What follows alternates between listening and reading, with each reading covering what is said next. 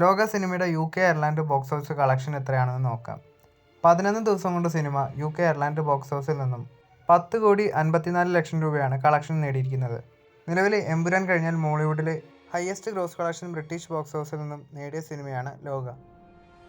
ലോക സിനിമയുടെ 11 ദിവസത്തെ കേരള കളക്ഷൻ എത്രയായെന്ന് നോക്കാം. 8 ദിവസം കൊണ്ട് 38,64,00,000. 9-ാം ദിവസം 5,82,00,000.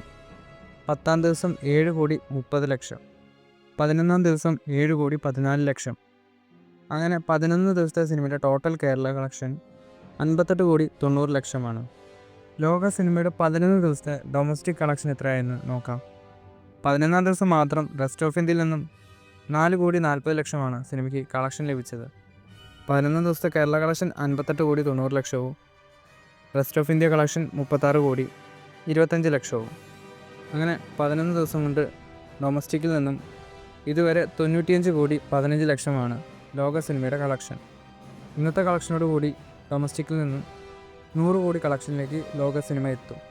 ലോക സിനിമയുടെ 11 ദിവസത്തെ വേൾഡ് വൈഡ് കളക്ഷൻ നോക്കുമ്പോൾ 11 ദിവസം കൊണ്ട് സിനിമ വേൾഡ് വൈഡ് ബോക്സ് ഓഫീസിൽ 186,30,00,000 രൂപയാണ് കളക്ഷൻ നേടിയിരിക്കുന്നത്. അതുപോലെ ഇന്നത്തെ കളക്ഷനോട് കൂടി സിനിമ മോളിവുഡിൽ നിന്നും 4ാമത്തെ 200 കോടി ചിത്രമായിട്ട് മാറുകയും ചെയ്യും.